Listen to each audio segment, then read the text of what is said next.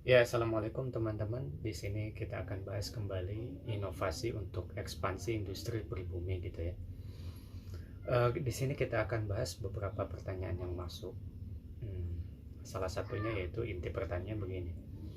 Apa yang harus kita lakukan tatkala kita menghadapi resesi ekonomi global gitu ya nanti tahun mungkin prediksi tahun 2023 ya. Dan apakah yang dilakukan Goto dan seperti yang diutarakan Profesor Renal Kasali itu benar gitu ya dalam menghadapi resesi, yaitu dengan cara efisiensi yang mereka katakan dan lakukan gitu ya. Jawabannya seperti ini ya. Kalau kita gambarkan misalnya Toyota itu sebagai satu orang gitu ya, seseorang gitu, mungkin dia Toyota ini akan bilang bahwa Goto dan Renal Kasali, kalian ini orang bodoh gitu. Iya, kenapa? Karena salah efisiensi yang mereka lakukan itu atau yang mereka utarakan itu. Toyota itu melakukan efisiensi justru dengan mengeluarkan budget tambahan gitu.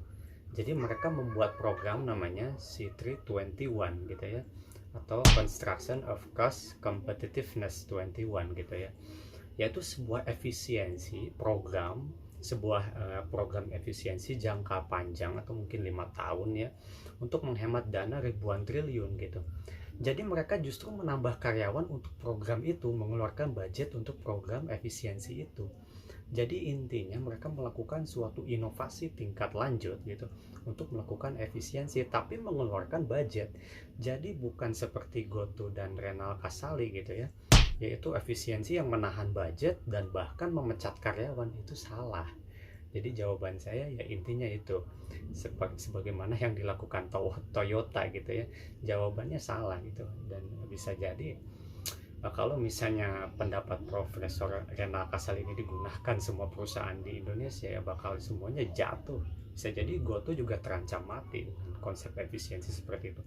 Karena ada satu pelajaran lagi yang paling penting itu, tatkala perusahaan Borden Dairy sudah berhasil melintas abad dan mengakuisisi beberapa ratus perusahaan dengan adanya efisiensi macam Goto tadi, maka dia hancur padahal dia sudah berinovasi, tapi inovasi tingkat kedua. Nah, ini akan kita bahas tuntas di program inovasi tingkat tinggi Pancanomics ya. Ya, mungkin selengkapnya bisa dilihat di pancanomics.com.